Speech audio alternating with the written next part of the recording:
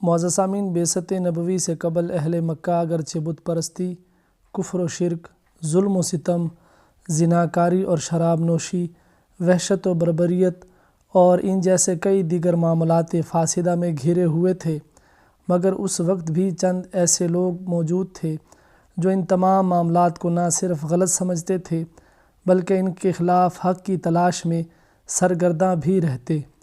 انہی لوگوں میں سے ایک ایسا نوجوان بھی تھا جس کا شمار قریش کے شرفاء میں ہوتا تھا، اور اس کی نیک نامی کی وجہ سے چھوٹے بڑے سب ہی اس کی عزت کیا کرتے تھے۔ ایک دن اس کے ساتھ عجیب واقع پیش آیا، اور جس حق کی تلاش میں وہ سرگرداں تھا وہ حق اسے مل گیا اور اس کی زندگی میں انقلاب برپا ہو گیا۔ چنانچہ اس کے ساتھ پیش آنے والے واقعے کو اسی کی زبانی سنیے۔ کہتے ہیں کہ میں کسی اہم کام سے یمن گیا، وہاں ایک بوڑھے عالم سے ملاقات ہو گئی۔ اس نے مجھے دیکھ کر کہا، میرا گمان ہے کہ تم حرم یعنی مکہ مکرمہ کے رہنے والے ہو۔ میں نے کہا، جی ہاں، میں اہل حرم سے ہی ہوں۔ اس نے کہا، تم قریش سے ہو؟ میں نے کہا، جی ہاں، میں قریش سے ہوں۔ اس نے پھر کہا، تم تیمی بھی ہو؟ میں نے کہا، جی ہاں، میں تیم بن مرہ کی اولاد سے ہوں۔ مگر کیا بات ہے، آپ یہ سب کیوں پوچھ رہے ہیں؟ اس نے کہا، مجھے تمہاری ایک خاص علامت کا علم ہے۔ میں نے کہا، وہ کیا؟ اس نے کہا، تم اپنا پیٹ دکھاؤ۔ میں نے کہا، نہیں، تم مجھے پہلے ساری بات بتاؤ، پھر میں دکھاؤں گا۔ اس نے کہا کہ میں اپنے صحیح اور صادق علم کے ذریعے جانتا ہوں کہ حرم میں ایک نبی مبعوث ہوگا اور 2 شخص اس نبی کی مدد کریں گے۔ ان میں سے ایک شخص مہمات کو سر کرنے والا اور مشکلات کو حل کرنے والا ہوگا، اور دوسرا شخص سفید رنگ کا، نحیف اور کمزور ہوگا، اور اس کے پیٹ پر تل ہوگا۔ اس کی الٹی ران پر ایک علامت ہوگی۔ میں نے پیٹ سے کپڑا ہٹایا تو اس نے میری ناف کے اوپر ایک سیاہ رنگ کا تل دیکھا۔ اس نے کہا، رب کعبہ کی قسم، تم ہی وہی ہو، میں تمہارے پاس خود آنے والا تھا۔ میں نے کہا، کس لیے؟ اس نے کہا، یہ بتانے کے لیے کہ تم راہ ہدایت سے نہ ہٹنا، اور اللہ تعالیٰ نے تم کو جو نعمت عطا کی ہے اس کے معاملے میں ڈرتے رہنا۔ میں جب اس سے رخصت ہونے لگا تو اس نے کہا کہ مجھ سے کچھ شعر سنتے جاؤ۔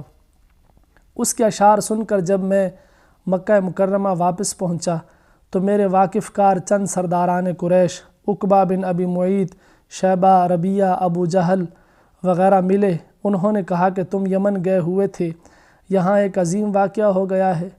ابو طالب کے بھتیجے نے یہ دعویٰ کیا ہے کہ وہ اللہ کا نبی ہے۔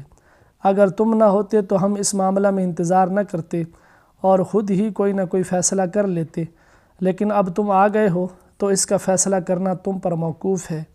میں نے ان کی بات سن کر انہیں احسن طریقے سے واپس کیا اور پھر حضرت محمد بن عبداللہ صلی اللہ علیہ وسلم کے متعلق دریافت کیا تو معلوم ہوا کہ وہ حضرت ختیجہ کے گھر میں ہیں۔ میں نے دروازہ کھٹکھٹایا تو وہ باہر آئے۔ میں نے کہا، اے دوست، آپ نے اپنے آباء و اجداد کا دین کیوں ترک کر دیا؟ انہوں نے کہا کہ میں تمہاری اور تمام لوگوں کی طرف اللہ کا رسول ہوں، تم بھی اللہ پر ایمان لے آؤ۔ میں نے کہا کہ آپ کی ذات اگرچہ ایسی ہے کہ آپ نے کبھی جھوٹ نہیں بولا اور نہایت ہی امانت دار ہیں، لیکن ظاہر ہے یہ بہت بڑا دعویٰ ہے، اور یقیناً غیر معمولی دعوے کے لیے غیر معمولی ثبوت کی ضرورت ہوتی ہے۔ اگرچہ مجھے کسی ثبوت کی حاجت نہیں، لیکن آپ صرف میرے اطمینان قلبی کے لیے میری ذات سے متعلقہ کوئی غیر معمولی بات بتائیں۔ انہوں نے فرمایا، ابھی جب تم یمن گئے تھے وہاں تم ایک بوڑھے شخص سے ملے تھے۔ میں نے کہا، میں تو وہاں پر کئی بوڑھوں سے ملا ہوں۔ انہوں نے کہا، نہیں، میں اس بوڑھے کی بات کر رہا ہوں جس نے تمہیں کچھ اشعار بھی سنائے تھے۔ میں نے کہا کہ آپ کو اس کی خبر کس نے دی؟ انہوں نے کہا کہ مجھے اس معظم فرشتے نے خبر دی ہے جو مجھ سے پہلے آنے والے انبیاء کے پاس بھی آیا کرتا تھا۔ بس یہ سنتے ہی میں حیران رہ گیا کہ واقعی اس بات کا تو میرے علاوہ کسی کو بھی علم نہیں تھا۔ یقیناً یہ اللہ تعالیٰ کے سچے رسول ہیں۔ میں نے فوراً کہا، میں گواہی دیتا ہوں کہ بلا شبہ اللہ کے سوا کوئی عبادت کے لائق نہیں، اور بے شک آپ صلی اللہ علیہ وسلم اللہ کے سچے رسول ہیں۔ پھر میں تھوڑی دیر وہاں بیٹھ کر واپس آ گیا، اور میرے اسلام لانے پر پوری وادی میں خاتم المرسلین رحمۃ للعالمین صلی اللہ علیہ وسلم سے بڑھ کر کسی کو خوشی نہیں ہوئی تھی۔ معزز سامعین، سب سے پہلے اسلام قبول کرنے والا قریش کا یہ نیک سیرت جوان کوئی اور نہیں بلکہ خلیفہ اول صدیق اکبر یار غار امیر المومنین حضرت سیدنا ابو بکر صدیق رضی اللہ تعالی عنہ تھے۔ اب ہم بات کریں گے حضرت ابو بکر صدیق رضی اللہ عنہ کے قبیلے کے حوالے سے۔ معزز سامعین، مکہ مکرمہ میں جتنے قبیلے آباد تھے ان میں سے ہر قبیلہ اس وقت کے مناصب میں سے کسی نہ کسی منصب سے ضرور سرفراز تھا۔ مثلا بنو عبد مناف کے پاس حجاج کرام کے لیے پانی اور دیگر ضروریات زندگی مہیا کرنے کی ذمہ داری تھی۔ بنی عبد الدار کے پاس جنگی معاملات اور کعبۃ اللہ شریف کے حفاظتی امور کی ذمہ داری تھی۔ بنو مخزوم کے پاس لشکروں کے سپہ سالار ہونے کی ذمہ داری تھی۔ اسی طرح بنو تمیم بن مرہ جو حضرت سیدنا ابو بکر صدیق رضی اللہ عنہ کا قبیلہ تھا، ان کا کام خون بہا اور دیتیں جمع کرنا تھا۔ بنو تمیم کی خصوصیات عرب کے دوسرے قبائل سے مختلف نہ تھیں، ان میں بھی وہی اوصاف پائے جاتے تھے جو دوسرے عرب قبیلوں میں پائے جاتے تھے: جرت، شجاعت، سخاوت، مروت، ہمدردی، بہادری اور جفاکشی، ہمسایہ قبائل کی حمایت اور حفاظت، معاہدے کی پابندی وغیرہ تمام اوصاف سے بنو تمیم متصف تھے۔ حضرت ابوبکر صدیق رضی اللہ عنہ کے نام کے متعلق مختلف اقوال ہیں، آئیے وہ سنتے ہیں۔ آپ رضی اللہ عنہ کا نام عبداللہ بن عثمان ہے، چنانچہ حضرت عبداللہ بن زبیر رضی اللہ عنہ اپنے والد سے روایت کرتے ہیں کہ حضرت ابوبکر صدیق رضی اللہ عنہ کا نام عبداللہ بن عثمان ہے۔ دوسرا قول جمہور اہل نسب کے نزدیک آپ رضی اللہ عنہ کا قدیم نام عبدالکعبہ تھا، مشرف با اسلام ہونے کے بعد اللہ تعالیٰ کے پیارے حبیب صلی اللہ علیہ وسلم نے تبدیل فرما کر عبداللہ رکھ دیا۔ ایک قول یہ بھی ہے کہ آپ رضی اللہ عنہ کے گھر والوں نے عبدالکعبہ نام تبدیل کر کے عبداللہ رکھ دیا، اور آپ رضی اللہ عنہ کی والدہ ماجدہ جب دعا کرتی تو یوں کہتی: یا رب عبد الکعبتی، اے عبدالکعبہ کے رب۔ ایک قول یہ بھی ہے کہ آپ رضی اللہ عنہ کا نام عتیق ہے۔ امام ابن اسحاق رضی اللہ عنہ فرماتے ہیں کہ عتیق حضرت ابوبکر صدیق رضی اللہ عنہ کا نام ہے اور یہ نام ان کے والد نے رکھا، جبکہ حضرت سیدنا موسیٰ بن طلحہ رحمۃ اللہ تعالی علیہ سے مروی ہے کہ یہ نام آپ کی والدہ نے رکھا۔ اب ان تمام اقوال میں مطابقت کیا ہے؟ ان تینوں اقوال میں کوئی تضاد نہیں۔ مطابقت کی صورت یہ ہے کہ جب آپ پیدا ہوئے تو آپ کے والدین نے آپ کا نام عبدالکعبہ رکھا، بعد میں انہوں نے یا سرکار صلی اللہ علیہ وسلم نے تبدیل کر کے عبداللہ رکھ دیا، اور عتیق آپ کا لقب تھا لیکن اسے نام کی حیثیت حاصل ہو گئی۔ آپ کی کنیت کیا تھی؟ اس حوالے سے یہ ہے کہ آپ رضی اللہ عنہ کی کنیت ابو بکر ہے۔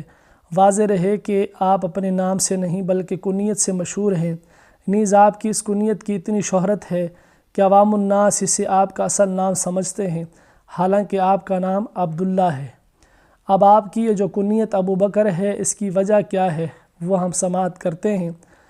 عربی زبان میں البکر جوان اونٹ کو کہتے ہیں، اس کی جمع ابکر اور بکار ہے، جس کے پاس اونٹوں کی کثرت ہوتی ہے یا جس کا قبیلہ بہت بڑا ہوتا ہے یا جو اونٹوں کی دیکھ بھال اور دیگر معاملات میں بہت ماہر ہوتا ہے۔ عرب لوگ اسے ابو بکر کہتے ہیں۔ چونکہ آپ رضی اللہ عنہ کا قبیلہ بھی بہت بڑا تھا اور بہت مالدار بھی تھے، نیز اونٹوں کے تمام معاملات میں بھی آپ مہارت رکھتے تھے، اسی لیے بھی آپ کو ابو بکر کہا کرتے تھے۔ دوسرا قول یہ ہے کہ عربی زبان میں ابو کا معنی ہے والا اور بکر کے معنی اولیت کے ہیں، تو ابو بکر کے معنی ہوئے اولیت والا۔ چونکہ آپ رضی اللہ عنہ اسلام لانے، مال خرچ کرنے، جان لٹانے، ہجرت کرنے، رسول اللہ صلی اللہ علیہ وسلم کی وفات کے بعد وفات، قیامت کے دن قبر کھلنے وغیرہ ہر معاملے میں اولیت رکھتے ہیں، اسی لیے آپ رضی اللہ عنہ کو ابو بکر یعنی اولیت والا کہا گیا۔ اور اس حوالے سے ایک قول یہ بھی ہے کہ آپ رضی اللہ عنہ کی کنیت ابو بکر اس لیے ہے کہ آپ شروع ہی سے خصائل حمیدہ یعنی اچھے خصائل رکھتے تھے۔ حضرت ابوبکر صدیق رضی اللہ عنہ کے القابات کیا ہیں؟ اس حوالے سے سماعت کرتے ہیں۔ آپ رضی اللہ عنہ کے دو لقب زیادہ مشہور ہیں، نمبر 1 عتیق اور نمبر 2 صدیق۔ نیز عتیق وہ پہلا لقب ہے کہ اسلام میں سب سے پہلے اس لقب سے آپ رضی اللہ عنہ کو ہی ملقب کیا گیا۔ آپ رضی اللہ عنہ سے پہلے کسی کو اس لقب سے ملقب نہیں کیا گیا۔ اب عتیق کہنے کا سبب کیا ہے؟ آپ کا جو یہ لقب ہے عتیق، اس کی وجہ کیا ہے؟ حضرت عبداللہ بن زبیر رضی اللہ عنہ سے روایت ہے کہ حضرت ابوبکر صدیق رضی اللہ عنہ کا نام عبداللہ تھا۔ نبی کریم صلی اللہ علیہ وسلم نے انہیں فرمایا انت عتیق من النار، یعنی تم جہنم سے آزاد ہو۔ تب سے آپ رضی اللہ عنہ کا نام عتیق ہو گیا۔ اسی حوالے سے حضرت سیدتنا عائشہ صدیقہ رضی اللہ عنہا سے روایت ہے، فرماتی ہیں کہ میں ایک دن اپنے گھر میں تھی، رسول اللہ صلی اللہ علیہ وسلم اور صحابہ کرام علیہم الرضوان صحن میں تشریف فرما تھے۔ میرے اور ان کے مابین چارپائی رکھی تھی۔ اچانک میرے والد گرامی حضرت سیدنا ابوبکر صدیق رضی اللہ عنہ تشریف لے آئے تو نبی کریم صلی اللہ علیہ وسلم نے ان کی طرف دیکھ کر اپنے اصحاب سے ارشاد فرمایا من اراد ان ينظر الى عتیق من النار فلینظر الى ابی بکر، یعنی جسے دوزخ سے آزاد شخص کو دیکھنا ہو تو وہ ابو بکر کو دیکھ لے۔ اس کے بعد سے آپ عتیق کے لقب سے مشہور ہو گئے۔ معزز سامعین، اب حضرت ابوبکر صدیق رضی اللہ عنہ کے دوسرے لقب صدیق کے متعلق سنتے ہیں۔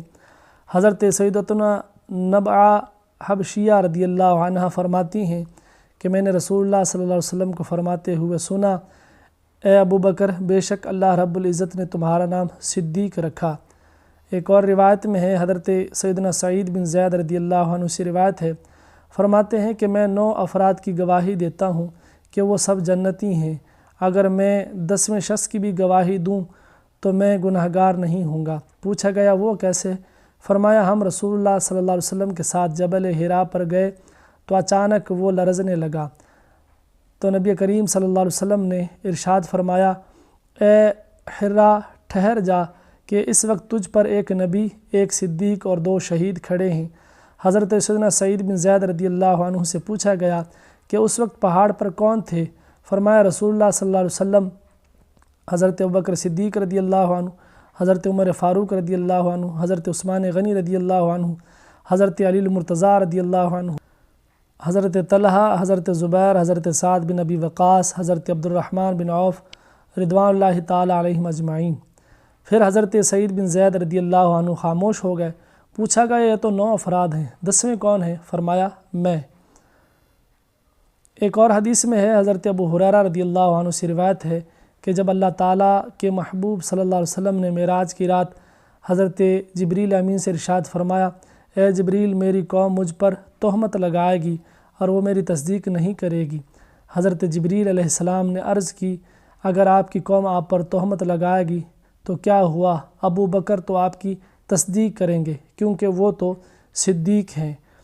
اسی طرح حضرت سیدنا نزال بن صبرہ رضی اللہ عنہ سے روایت ہے، فرماتے ہیں کہ ہم لوگ حضرت علی المرتضیٰ شیر خدا رضی اللہ عنہ کے ساتھ کھڑے ہوئے تھے اور وہ خوش طبعی فرما رہے تھے۔ ہم نے ان سے عرض کیا اپنے دوستوں کے بارے میں کچھ ارشاد فرمائیے۔ فرمایا رسول اللہ صلی اللہ علیہ وسلم کے تمام اصحاب میرے دوست ہیں۔ ہم نے عرض کی حضرت ابوبکر صدیق رضی اللہ عنہ کے بارے میں بتائیے۔ فرمایا ان کے تو کیا کہنے، یہ تو وہ شخصیت ہیں جن کا نام اللہ تعالیٰ نے، جبریل امین نے اور رسول اللہ صلی اللہ علیہ وسلم کی زبان سے صدیق رکھا ہے۔ معزز سامعین، حضرت ابوبکر صدیق رضی اللہ عنہ کو زمانہ جاہلیت میں بھی لقب صدیق سے پکارا جاتا تھا کیونکہ آپ ہر وقت سچ بولتے تھے، سچ کے سوا آپ کے منہ سے کچھ نہ نکلتا تھا۔ ظہور اسلام سے قبل آپ کا شمار قریش کے بڑے بڑے سرداروں میں ہوتا تھا اور آپ رضی اللہ عنہ لوگوں کی دیتیں بھی ادا کر دیتے تھے، یعنی اگر کوئی غلطی سے کسی کو قتل کر دیتا تو اس کی طرف سے خون بہا آپ ادا کر دیتے تھے۔ اگر وہ غریب ہوتا تب بھی قریش آپ کی بات کو اہمیت دیتے اور دیت قبول کر لیتے اور قاتل کو چھوڑ دیتے، اور اگر آپ کے علاوہ کوئی دوسرا دیت کی ذمہ داری لیتا تو ہرگز قبول نہ کرتے اور اس کی کوئی اہمیت نہ ہوتی۔ لوگ آپ کی بات کی تصدیق کرتے تھے، اسی لیے آپ زمانہ جاہلیت میں ہی صدیق کے لقب سے مشہور تھے۔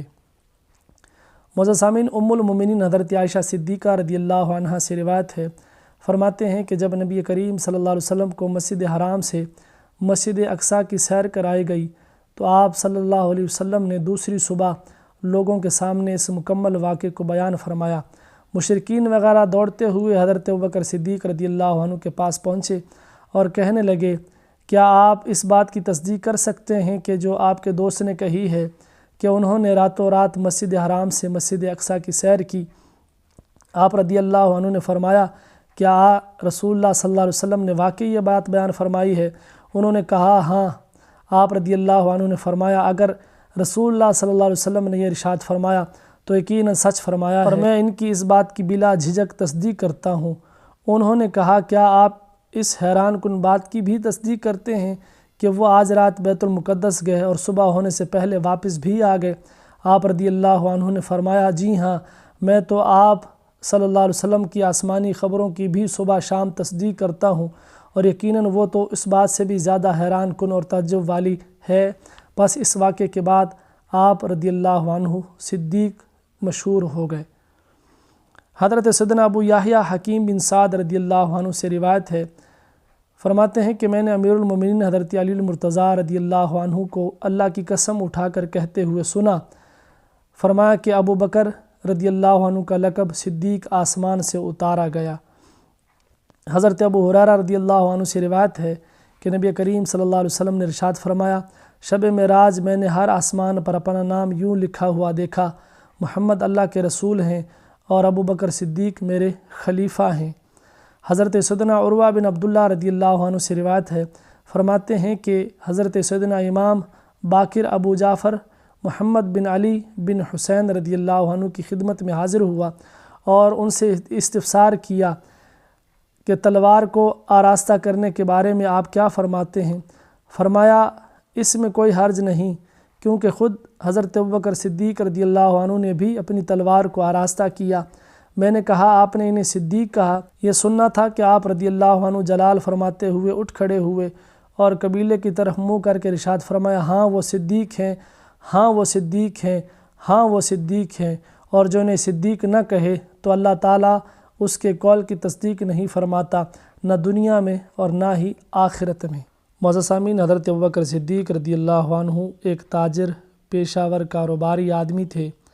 کاروباری لوگ عموماً گفتگو میں بہت محتاط ہوتے ہیں، وہ کوئی بھی ایسی بات زبان سے نہیں نکالتے جو ان کے تعلقات پر منفی اثرات مرتب کرے۔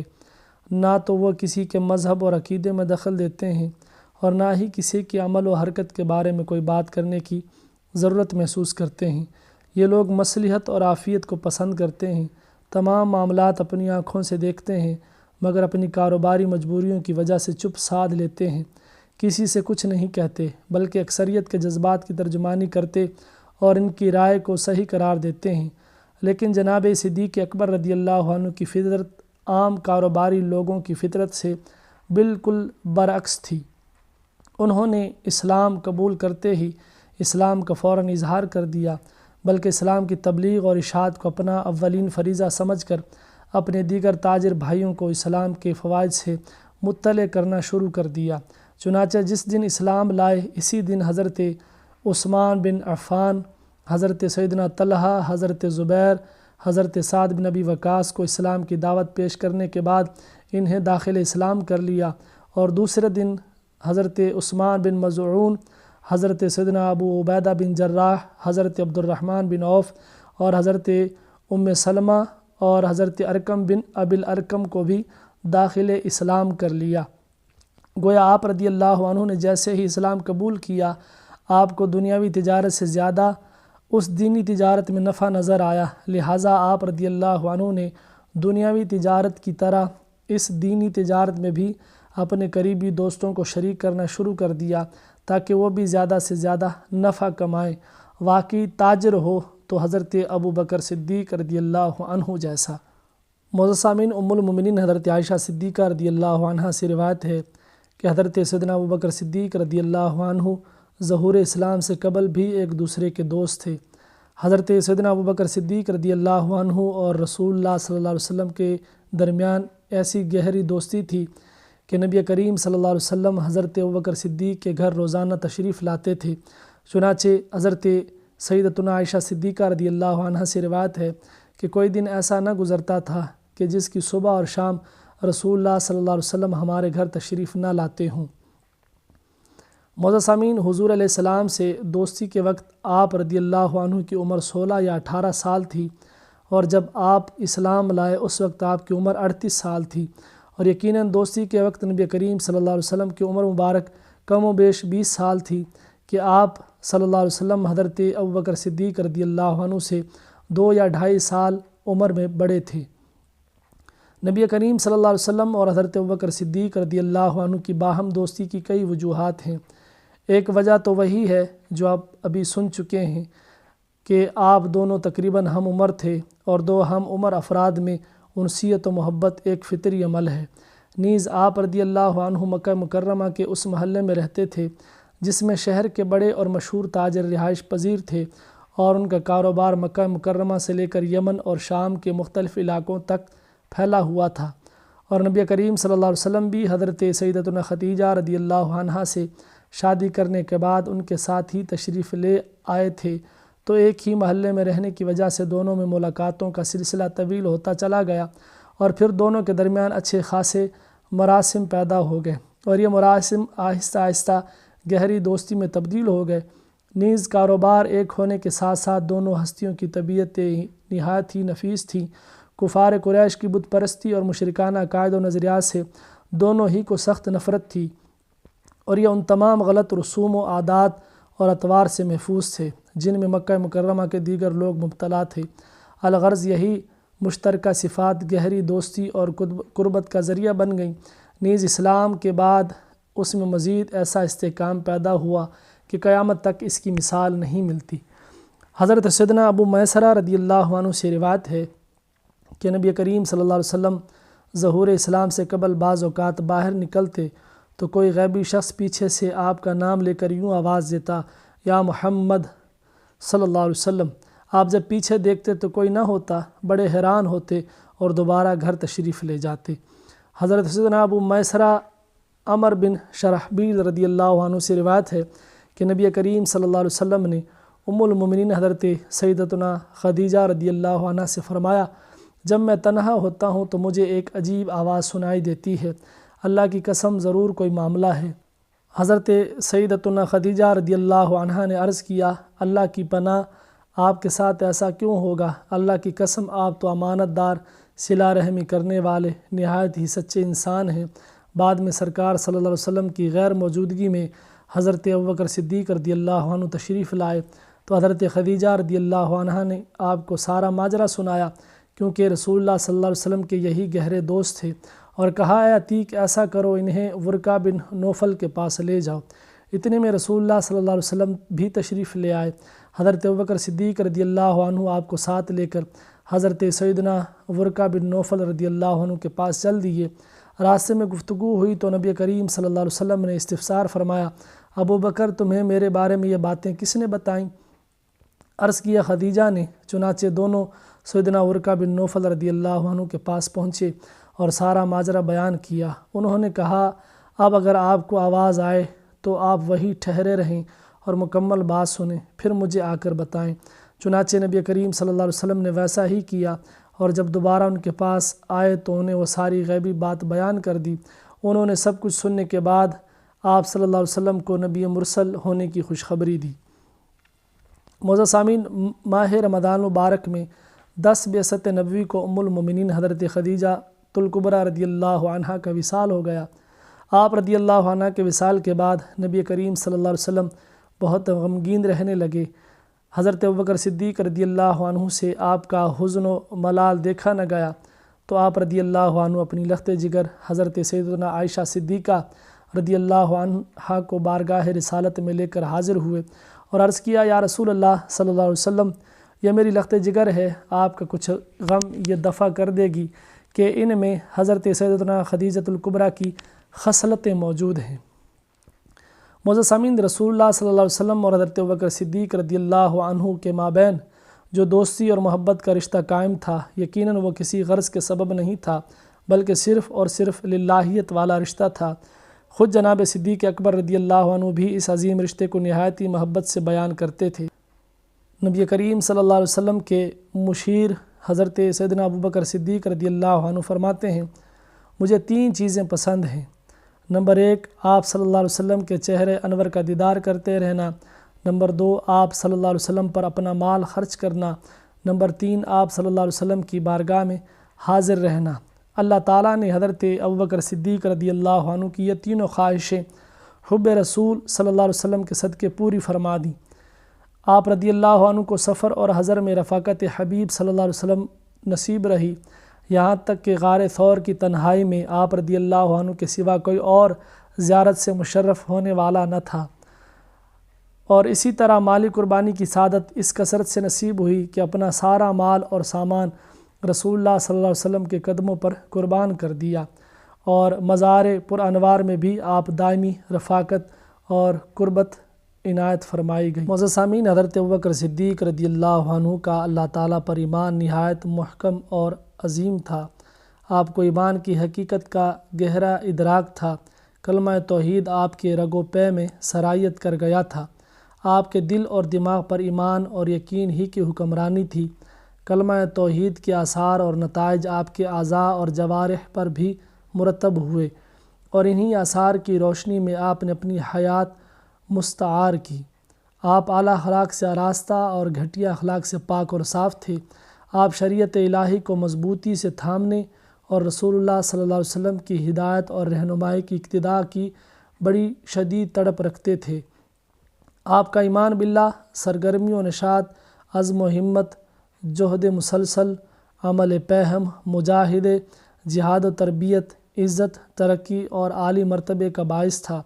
آپ کے دل میں اللہ تعالیٰ اور رسول اللہ صلی اللہ علیہ وسلم کی عظمت کے بارے میں ایسا ناقابل تسخیر ایمان اور یقین تھا کہ صحابہ کرام رضی اللہ عنہم بلکہ تمام زمین والوں میں سے کسی کا ایمان آپ رضی اللہ عنہ کے ایمان کے ہم پلہ نہیں۔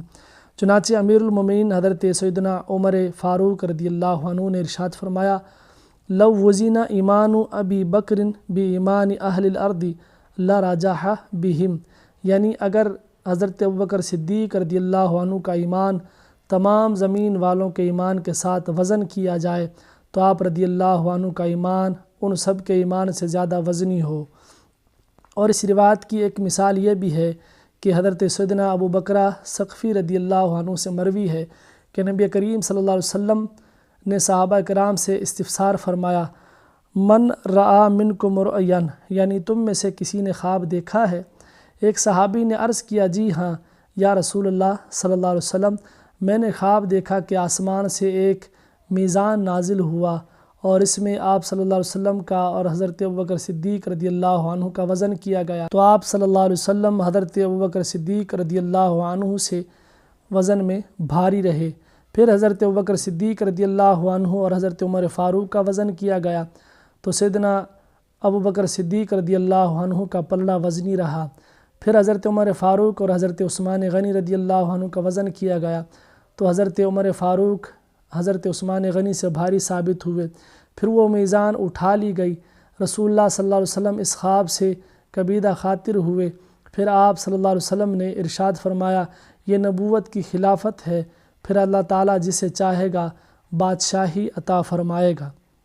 معزز سامعین، حضرت ابراہیم نخعی رحمۃ اللہ تعالیٰ علیہ فرماتے ہیں، سب سے پہلے اسلام قبول کرنے والے حضرت ابوبکر صدیق رضی اللہ عنہ ہیں۔ حضرت سیدنا زید بن ارقم رضی اللہ عنہ سے روایت ہے کہ جو شخص سرکار صلی اللہ علیہ وسلم پر سب سے پہلے ایمان لائے وہ حضرت علی رضی اللہ عنہ ہیں۔ اور حضرت سیدنا مالک بن حویرث رضی اللہ عنہ سے روایت ہے کہ مردوں میں سب سے پہلے حضرت علی المرتضیٰ شیر خدا رضی اللہ عنہ، اور عورتوں میں سب سے پہلے حضرت سیدنا خدیجۃ الکبریٰ رضی اللہ عنہا ایمان لائیں۔ حضرت سیدنا عروہ رضی اللہ عنہ سے روایت ہے کہ حضرت سیدنا زید بن حارثہ سب سے پہلے اسلام لائے۔ ان تمام اقوال میں مطابقت کیسے ہے؟ امام الفقہاء والمحدثین امام اعظم ابو حنیفہ نعمان بن ثابت رحمۃ اللہ تعالیٰ علیہ سے ان تمام اقوال میں مطابقت یوں منقول ہے کہ مردوں میں سب سے پہلے اسلام لانے والے حضرت ابوبکر صدیق رضی اللہ عنہ ہیں، اور بچوں میں سب سے پہلے اسلام لانے والے حضرت سیدنا علی المرتضیٰ شیر خدا رضی اللہ عنہ ہیں، اور عورتوں میں سب سے پہلے اسلام قبول کرنے والی حضرت سیدنا سیدتنا خدیجۃ الکبریٰ رضی اللہ عنہا ہیں۔ امام ترمذی رحمۃ اللہ تعالیٰ علیہ سے بھی یہی قول منقول ہے، اور غلاموں میں سب سے پہلے ایمان لانے والے حضرت سیدنا زید بن حارثہ رضی اللہ عنہ شامل ہیں۔ معزز سامعین، حضرت سیدنا عبداللہ بن مسعود رضی اللہ عنہ سے روایت ہے، فرماتے ہیں سب سے پہلے 7 آدمیوں نے اپنا اسلام ظاہر کیا۔ نمبر 1 رسول اللہ صلی اللہ علیہ وسلم، نمبر 2 حضرت ابوبکر صدیق رضی اللہ عنہ، نمبر 3 حضرت عمار بن یاسر، نمبر 4 ان کی والدہ حضرت سیدنا سمیہ، نمبر 5 سیدنا مقداد، نمبر 6 سیدنا صہیب، نمبر 7 حضرت سیدنا بلال رضی اللہ عنہم۔ حضرت سیدنا عبداللہ رضی اللہ عنہ سے روایت ہے کہ سب سے پہلے جن لوگوں نے اپنا عقیدہ اسلام ظاہر کیا ان میں سے ایک حضور علیہ السلام تھے اور دوسرے حضرت ابوبکر صدیق رضی اللہ عنہ تھے۔ معزز سامعین، حضرت ابوبکر صدیق رضی اللہ عنہ کے والد نے اسلام کس طرح قبول کیا؟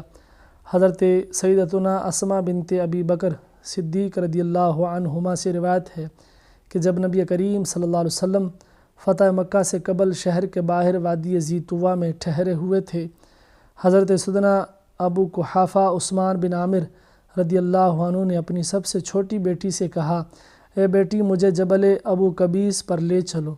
چھوٹی بچی سے اس لیے کہا کہ اس وقت آپ کی نظر تقریباً زائل ہو چکی تھی۔ دونوں پہاڑ پر چڑھے تو آپ نے پوچھا، بیٹی تمہیں کیا نظر آ رہا ہے؟ بچی نے کہا، بابا شہر کے باہر ایک قافلہ ہے۔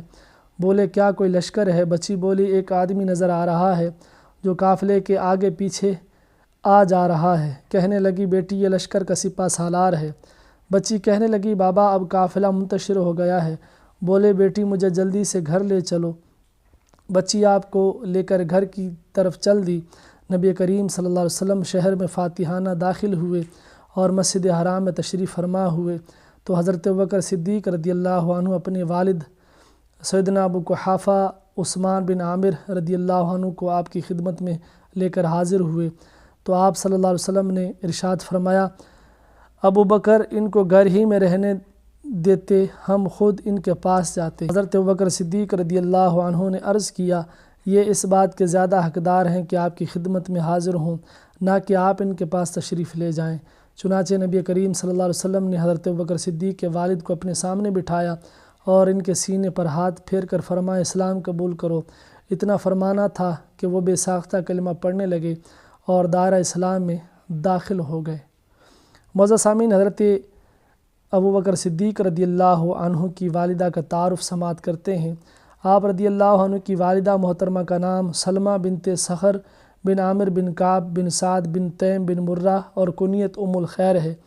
یہ لفظاً اور معناً دونوں طرح ام الخیر یعنی بھلائی کی اصل ہی ہیں۔ حضرت ابوبکر صدیق رضی اللہ عنہ کے والد کے چچا کی بیٹی ہیں۔ ابتداء اسلام ہی میں نبی کریم صلی اللہ علیہ وسلم کی بیعت کر کے مشرف با اسلام ہو گئی تھیں، پھر مدینہ منورہ میں ہی اسلام پر دنیا فانی سے تشریف لے گئیں۔ آپ رضی اللہ عنہ کا انتقال حضرت ابو قحافہ سے پہلے جمادی الثانی سن 13 ہجری میں ہوا۔